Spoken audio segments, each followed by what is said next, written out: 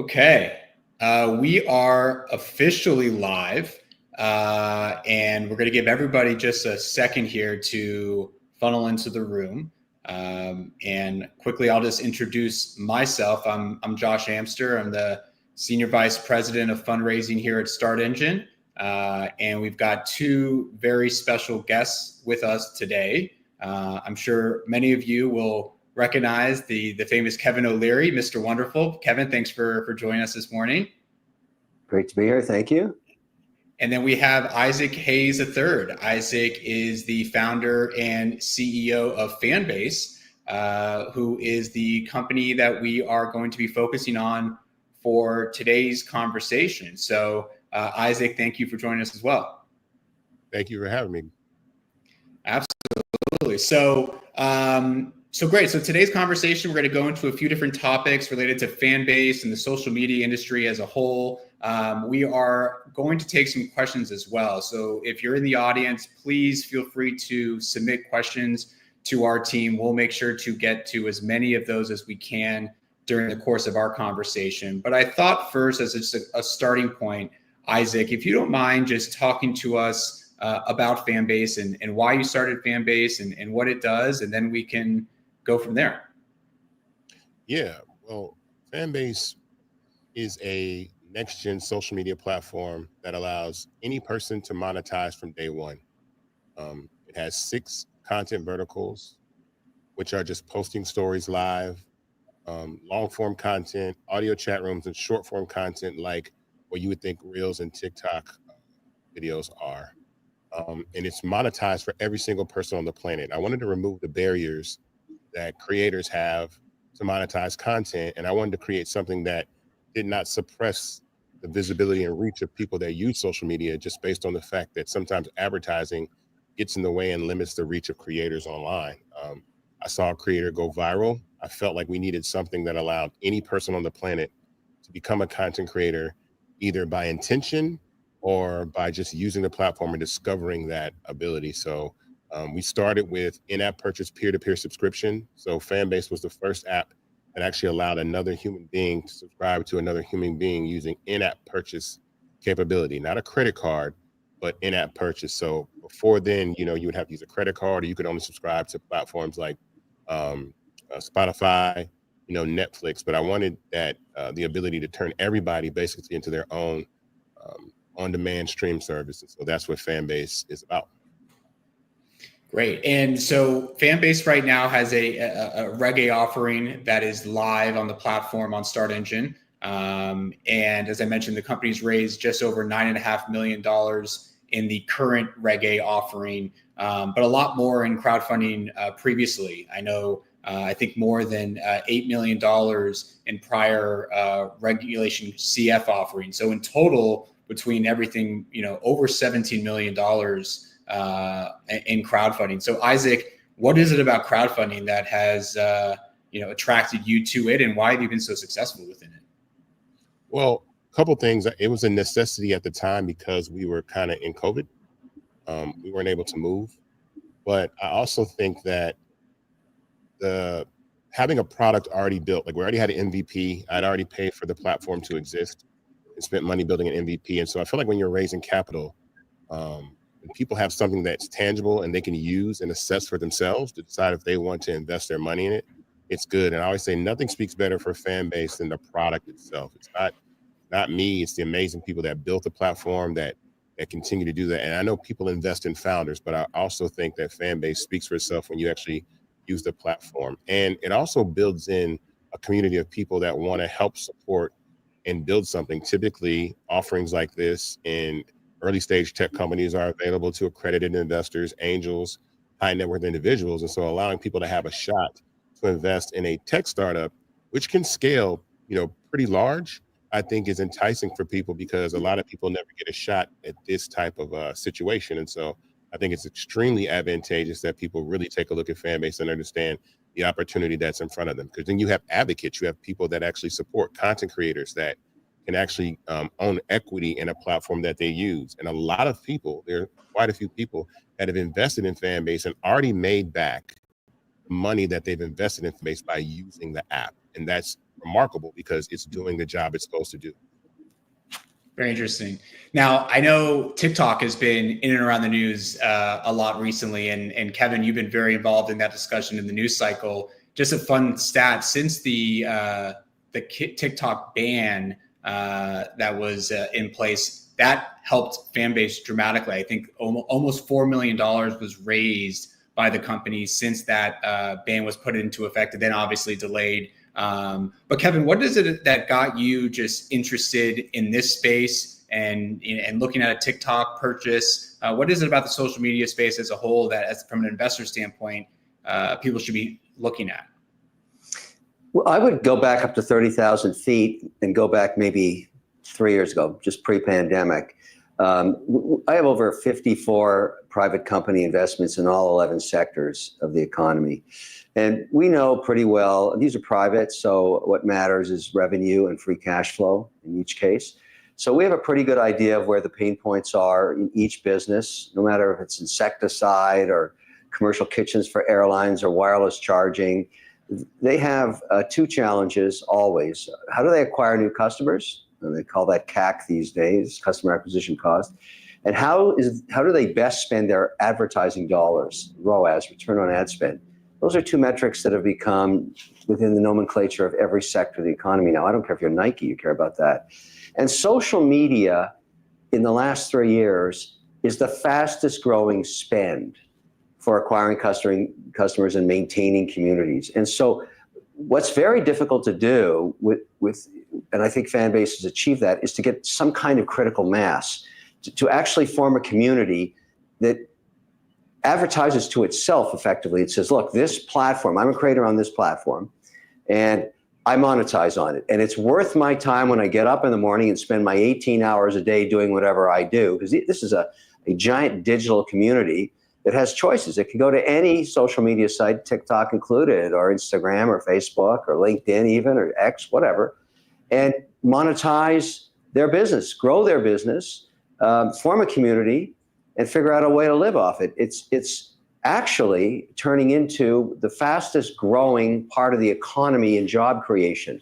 And even Congress has started to notice it, because the market caps of these companies are over $1 trillion. So you have to try and find, from the investment perspective of this deal, if you can catch the wave early enough and it continues to get scale, because it's like almost like a supernova. It creates its own energy. At some point, there's the critical mass tipping point. And I think that's kind of the story here, and why it's, now whether or not TikTok makes a difference, it may go dark on April 5th. We don't know. But this is achieving success while TikTok's still around. So every social media platform, if TikTok gets shut down, it'll be jump ball for users.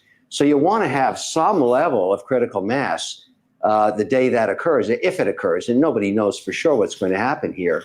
But it does show you the importance of building a community where people trust the platform regarding their personal information and their ability to monetize it, because that's what got TikTok in trouble in the first place.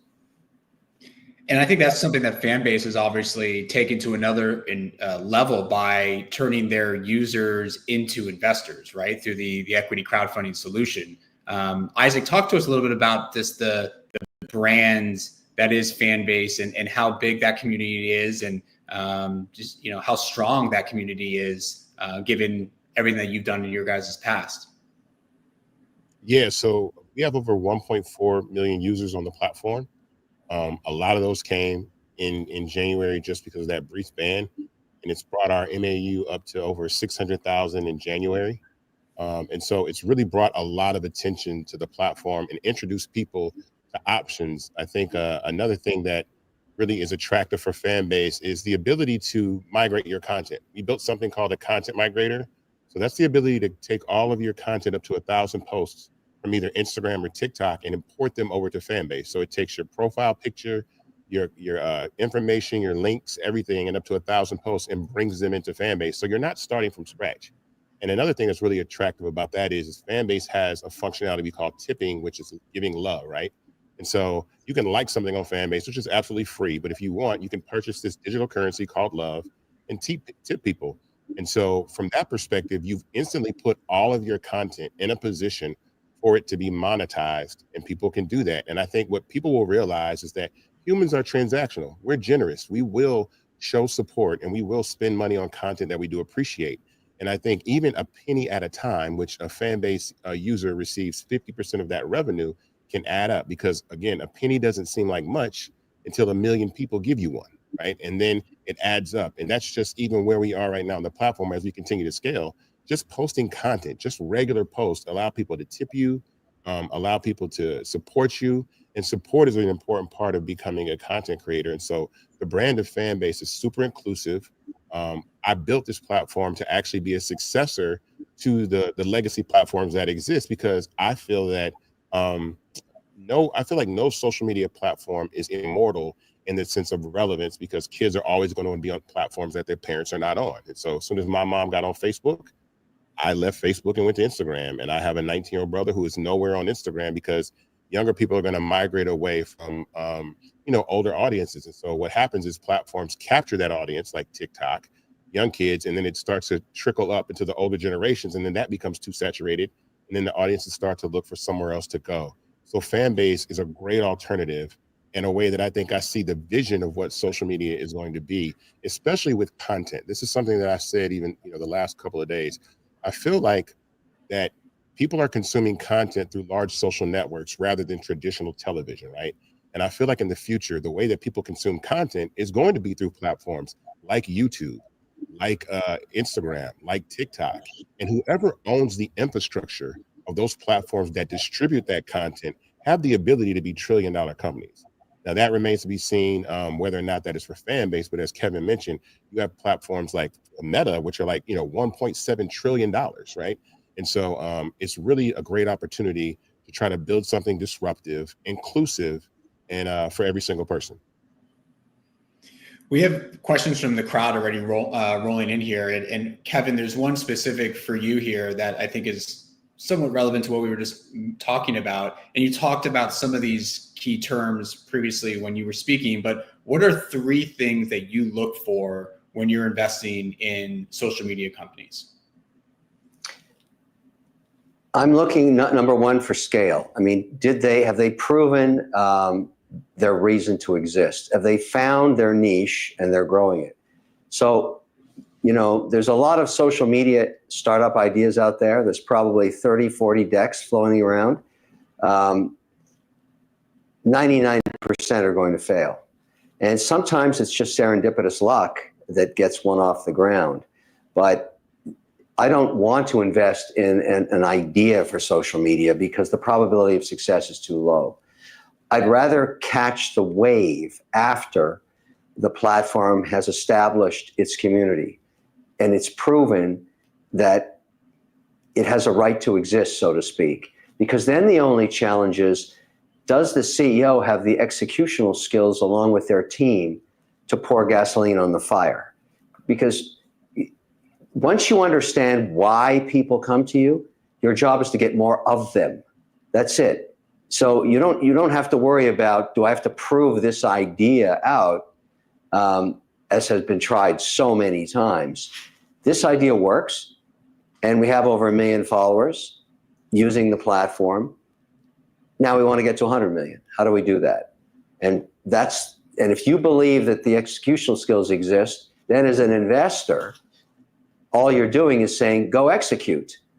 Doesn't mean they'll do it properly or they won't have to pivot, but it's a whole lot more attractive than rolling the dice saying, does this idea even have a chance of existing? And that's why it's way better to pour gas on the fire in social media than it is to try and start from scratch.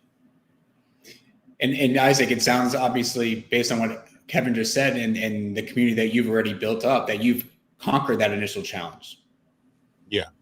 I bootstrapped the original MVP of Fanbase with my own money. I spent about $200,000 to build the original MVP. And I felt that alone would leave, some questions, actually give some people an opportunity not to say no, because it's a lot harder to prove a concept on a bunch of PDFs or a deck rather than something that you can download, use, see the functionality, see that it actually works, and prove the model. And we actually spent a good amount of time making sure that will people pay for content using in-app purchase capability?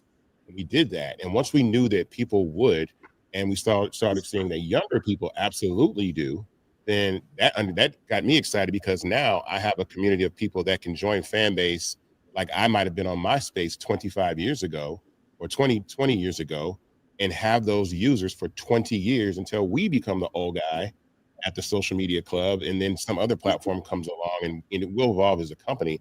But I think it's absolutely advantageous for us to be able to scale, as we have a proven model, we have a community, and we have the opportunity for longevity in social media, because young people and especially Black culture absolutely drive the narrative and the conversation of social media. So now you have a really long lifespan, a long runway to execute. Isaac, what kind of partnerships is Fanbase leveraging right now? Oh, well, one of the things that we're really looking into is creative ways to actually do advertising. Advertising is a huge part of social media. And one of the things that I talk about not actually interfering with the user experience is partnering with brands. So brands are able to create partnerships with Fanbase to market and promote their concepts, even through audio, with something we call brand audio on the web. And so we took our audio rooms, right, and we put them on the web, and that accomplishes a really good task. Number one, it allows a lot more people to listen to the conversation online, because it's available on your laptop, it's available on your phone without even having to download Fanbase. But then it also creates the opportunity to advertise, create call to action buttons, create opportunities for people to engage and create events and moments. So we've been partnering with brands to be able to create that type of opportunity. So for instance, the ability for a brand to come on board and talk about a release and give people early access to things that they would not get. It creates this kind of FOMO about audio, because you missed the conversation that happened on Fanbase where people were talking about something that you really wanted to be a part of, or talk to the creator or the producer of a film. We've had a couple documentaries actually do things on Fanbase in audio. So our brand partnerships is really what we focus on for that. And then we have HBCU partnerships. We partnered with Apple's Propel for HBCU students right here in Atlanta, Georgia. And I think that's also critical, because it gives an opportunity for young people to get a look inside of a tech company, to actually touch and be a part of something and understand what's going on under the hood, and inspire them to build great things and great products and great software as well. I think we need to get Mr. Wonderful a Fanbase account so he can do his guitar jam sessions for the public and get some tips flowing in his direction. I think, Kevin, you probably would like that, wouldn't you? Yeah, I wanted to ask Isaac, by the way, I said this earlier before we went live, I'm a huge fan of Isaac Hayes. The album from way back, I think it was in the late 60s. What you're talking about. Yeah, I still have it on vinyl, and the reason it's crazy, I just played it a couple of nights ago for my kids. They went nuts. They loved it. And so it just shows you everything old comes back again. So here it is. But I wanted to make sure that you, maybe if you can, I don't know about the quiet period, talk about how Fanbase makes money for Fanbase. Yeah, so how Fanbase makes money is we receive 20% of all revenue of in-app purchases, right, that come through. So every person, and that adds up, per user, that gives us an opportunity. Users receive 50% of the revenue, Fanbase gets 20%, but also there's the ability to also do these transactions online on the web, right? And when you're on the web, that increases our rev share to 50% of what comes through the door of any creator. So we have this online ability for creators to monetize that way, and Fanbase receives 50% of the revenue. And then on platforms like Google Play and the App Store, we receive 20% of that revenue. But again, when you're thinking of scaling this to tens of millions to hundreds of millions of users, that's a lot of opportunity for revenue as well. And then the in-app purchase part of even purchasing those loves, that digital currency, the way to tip, that's also. And then again, once we find and really build creative ways to make advertising possible without interrupting the user experience, that adds another layer of monetization. And then there's some other things that are built underneath that we haven't talked about for in the future for other ways for the company to really make a large amount of money revenue just based on the way that we pay creators and how creators get paid, creative ways to do that as well. Kevin, as an investor, what excites you about the expanding social economy, and what kind of opportunities do you see within this space right now? It's growing faster than traditional media. In some cases, significantly faster. You always want to go as an investor to where the advertising dollars go. I mean, you got to look at it this way. You got over 300 million consumers domestically. They're awake maybe 14 hours a day. How many minutes of their eyeball time do you get, and where do they go? Because that's where the advertising dollars go to acquire them as customers. And we look at this data every Tuesday.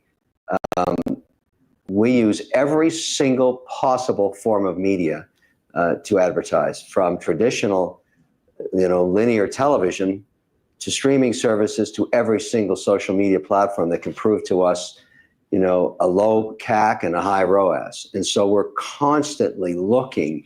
And so I just look at each Tuesday, what percentage of the spend of the aggregate companies across all 11 sectors is going where? And there's no question about it. I don't care who you are, if you're an S&P 500 company or you're just a startup selling insecticide. Digital spend, which used to be maybe 20% 7 years ago, is 50% now, and maybe going higher. When companies spend more than $50,000 a month, they tend to use remnant streaming and television for a portion of it. If they're under $50,000 a month, it's practically all digital. So Facebook, Google, Fanbase, TikTok, and whatever is working for them, whichever has the lowest CACs. You can watch this like an ocean of capital moving around, and it's huge dollars. It's huge dollars. And so, if you're just a traditional investor and you want exposure to this portion of the economy, you have to find companies like Fanbase and put them in your portfolio, along with other ideas too. But as I said earlier, you want it slightly de-risked. Did they prove they can get 1 million, people engaged on the platform? Doesn't mean they monetize all 1 million, but the fact that they have 1 million means there's no reason they can't have 100 million unless they screw it up.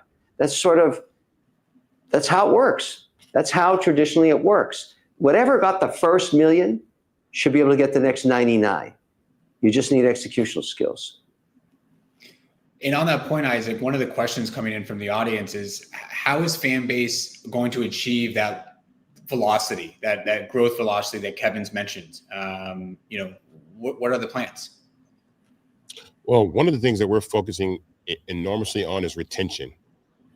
Retention is really, the key to scaling a community. Is once you find that perfect recipe of what holds people on a platform longer, like what Kevin was speaking about earlier, is like, how long do people stay on these platforms? This is a battle for people's attention and eyeballs. Like, the average person spends about between 30 to 36 minutes a day on Fanbase, right? And the amazing part about that is that's up there with platforms like YouTube, up there with platforms like Instagram and TikTok. I think audio is a real big addition to that holds people, because people are sitting on the platform all day having these audio conversations. And so we're looking for that sweet spot of retention. So those are things that the functionality that people want, the functionality that people are used to, and then also being innovative, like really creating great product. But once you nail retention and got it, now you can market, because you know that no matter who comes in your platform, you're going to keep a percentage of those people regardless, because you got that retention recipe that just you rinse and repeat. You keep doing over and over and over again, and that allows you to scale. So right now, especially these next 2 quarters, as we close this raise, we're going to continue to focus so much and just really making retention super, super high. Amazing. And I guess, Kevin, Isaac, first with you, where do you see your industry going in the next couple of years? I know there's a lot that's going to be going on in the next couple of months, but just in the next 2-3 years, where do you see your industry developing? I think that people are wanting to consume content in a non-traditional manner, right? I think people just sitting in front of a screen and watching content is not how we consume content now. Now we want to have a little bit more immersive experiences. We want to be able to chat while we're watching the program. We want to be able to send this with our friends. We want to be able to take it with us where we go. And so I think that a lot of media companies are really going to focus their attention on social media platforms to distribute their content, because a lot of these platforms, legacy platforms, are struggling to retain the attention of people. Like when you get to younger users, right, between the ages of, like, let's say 13 to 24 years old, right, the younger generation, they're spending about 7% of their time watching traditional television.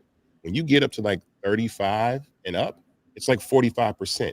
So younger people are moving away from traditional television and they're spending their time watching content, shorter versions of content. I always say that, like, the TV guide of today is your DMs, right? You no longer have to surf the internet anymore or surf online with what you want to watch. Your friends send you the things that you like. And so I think this community-based sharing of content and consuming content is how we're going to, watch and use content in the future. And so that's what I love about Fanbase, because once you build the community, the functionality, depending on whatever media is there, and there's other media out there to get, there's podcasting, there's other things that can be incorporated into a community. And once we have that, again, the sky's the limit on what we can pull in and actually build the way that we distribute content. Again, whoever owns the platforms that distribute the content, right?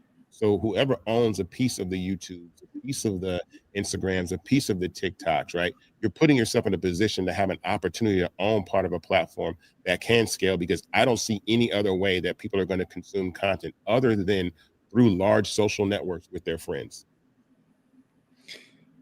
Kevin, how about you? Anything that maybe Isaac didn't mention there that you also see on the horizon over the next couple of years within this space? I see a continuation of ad dollars going to social platforms. I don't see that trend stopping. It's one of the greatest challenges for linear television right now. I mean, everything's driven by ad dollars. Everything's driven by can you attract capital that people want to invest in your platform to sell their product or service? And that's the whole deal. That's what made television what it was for over 100 years. And the fact that those ad dollars are pursuing other platforms at an ever increasing rate, not because they're experimenting, they're looking at it from the perspective of returns. So when you invest the $50,000 a week or whatever it is you're doing, and you're getting a 3.5 ROAS, that's pretty hard to get on television. So you continue to do it until you burn it out. And there's a lot of movement and flushing around, and people try to change their messages. And, I think Isaac mentioned this earlier, you don't know what goes viral. It's impossible to do that. But there's so much technology now, we haven't even touched on AI, that is now being applied to creating content that may be more viral as a result of just being more interesting to watch. And certainly our companies are doing that. They're all investing in that. Matter of fact, this tomorrow night I fly down to Miami just to deal on this topic, to try and forecast ad spend by platform for the rest of this calendar year. And it's a lot of money. And we're just looking, we're kind of, we're not emotional about it. We're just using analytical tools that we pay for, dashboards that we pay for, that scan for results. We were watching this during the election. What platforms were working, and kind of tagging along with those digital spends. So this is a really, really big space, and it's not a small, idea anymore. It's a huge idea, and I kind of agree with Isaac that my kids don't watch TV, period. Like zero. So they get their content many different ways, and move around until they find a community that they want to be part of. And they're fickle. And so you have to keep your chops up. You got to keep serving up what works.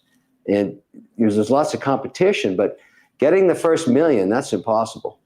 Once you have that, the rest is execution. I've said it 3 times. Yeah.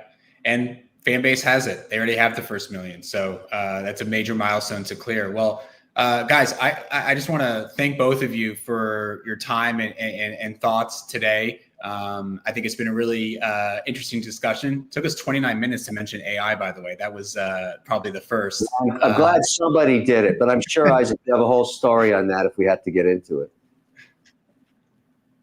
Yeah. Well, great. So Kevin, thank you for your time. Isaac, thank you as well. Again, just a reminder for everybody, Fanbase has a live offering on Start Engine right now. You can, there's been a ticker scrolling at the bottom there, invest.fanbase.app.